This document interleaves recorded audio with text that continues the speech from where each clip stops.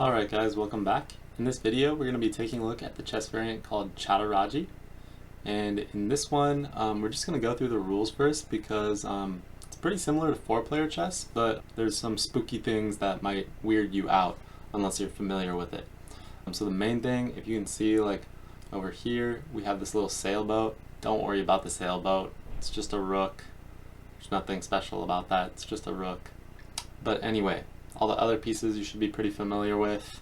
There's going to be 4 players in this game, so capture more pieces than your opponents and watch out for your king. So basically we're just trying to score more points overall. That's the object of the game, score more points than any of the other 3 players in the game. There are no checks or checkmates. Instead, kings can be captured, pawns promote to rooks, so the sailboat. Okay. So 3 points for a checkmate. And yeah, you have to get your pawn all the way to the end to be able to get just a rook. Okay, so goal is to finish with more points than any other player, as we said. Capturing pieces, pawn is worth 1, knight is 3, bishop is 5, rook is 5. There's no queens, so I don't know why they put queens as 9 here. You can only promote to a rook, so it's odd that they would put that in there. Capturing king is 3, is that 3. Checking 2 players simultaneously with a queen. Again, you can't get a queen in this, to my knowledge, so it's really odd that they would put that in here. Checking 3 people simultaneously, which is, maybe you could do it with a knight, but actually checking 3 people with a rook, I think is not possible, because you would have to be sort of on one of the files as the other king, so I don't think that's really possible. Okay, so pawns promote on the 8th rank, so you have to get it all the way to the end. Additionally, yeah, all the opponent's pieces will become dead when you capture their king. Gameplay starts with red and rotates clockwise. Last remaining player will be given +3 for each enemy king left on the board.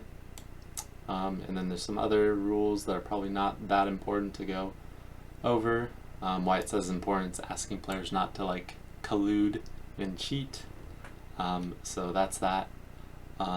Additionally, one thing that's not mentioned here that should be mentioned is that pawns can actually only move 1, if I remember correctly, because I've played this game 1 time before. It was absolute chaos. So that's that. Let's go ahead and step in and let's see if we can get a match. One eternity later. Alright, so we finally found a game. Yeah, as we can see, I can't push my pawn 2 squares, so that really should be updated in the rules. We're going to start this so that we can maybe push at some later point, also give our king an escape square. So that's probably kind of important. Looks like kind of a silly move.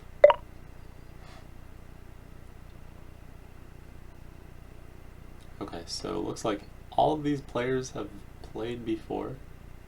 Oh, whoops. Didn't realize that was on my time.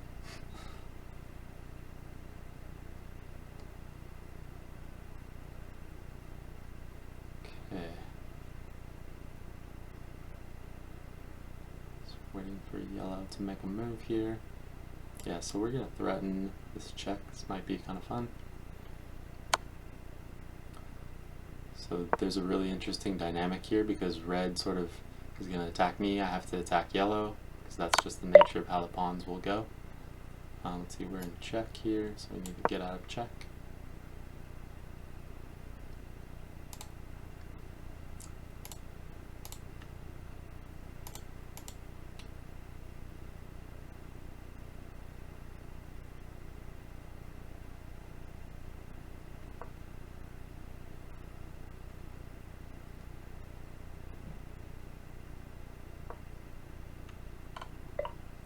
Okay, so they're scoring a lot of points, and this guy got a double check, so congrats to him.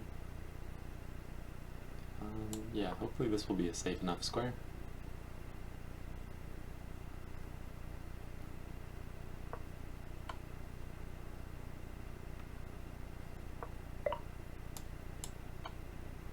Finally get that coveted check. It looks kind of silly because have a light squared bishop, and all my pawns are on light squares. But hopefully this will pay off at some point. Okay, so red got immediately destroyed. My opponent could blockade me pretty well here, but I'm still going to do this move anyway. Putting something here would actually stop me a bunch.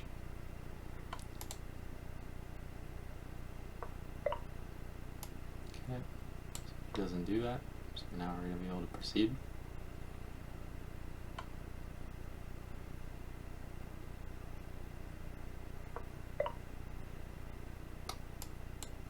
Okay, we'll just continue pushing our pawns, since that should increase the value of our position. Whoa, okay. Definitely, almost certainly going to play this move. King has to come back, and I'm not sure if I will actually capture or not.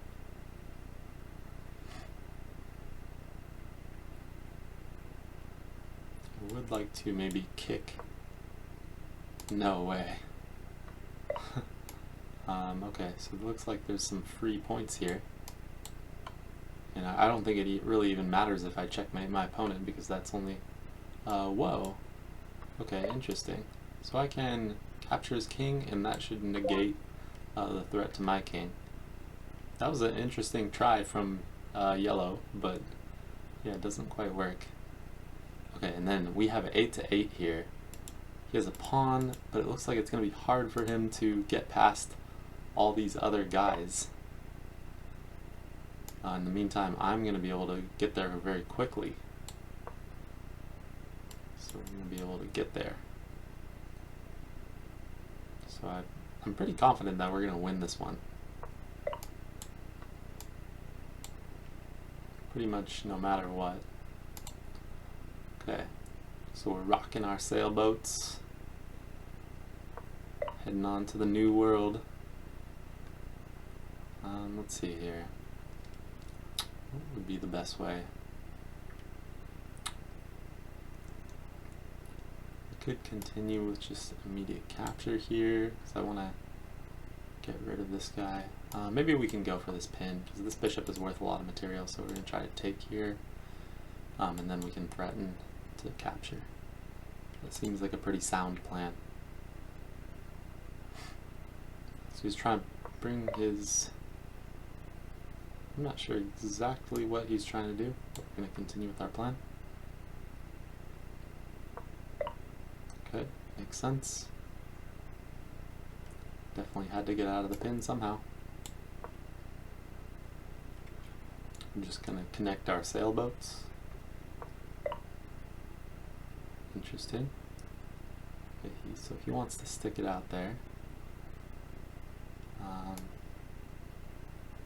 If I go here, he can give us a check, and then I'll just move.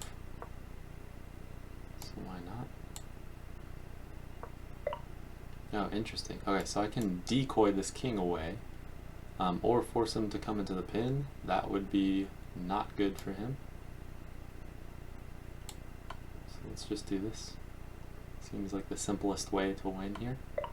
Oh, did I miss something? Wait. That doesn't put me in check or anything. If I capture him, does that not... Huh! Okay, so the rules, we don't really get many points like in 4-player chess to sort of win the game. That's interesting. Okay, so wow, good job for green. Yeah, I was unaware that that would happen. So he can sort of suicide his king into us, and as long as he has enough lead, then looks like he can get the win. So yeah, as you can see, this game is absolute chaos, and more. I believe that this game is even more chaos than 4-player chess, because one person is always having to sort of push one way with their pawns, and the other person is having to push the other way. So you get this sort of whirlwind of attacks all happening. So it quickly becomes a mess. So if you guys found this video interesting, then please give a thumbs up, and I will catch you in the next one. So long for now.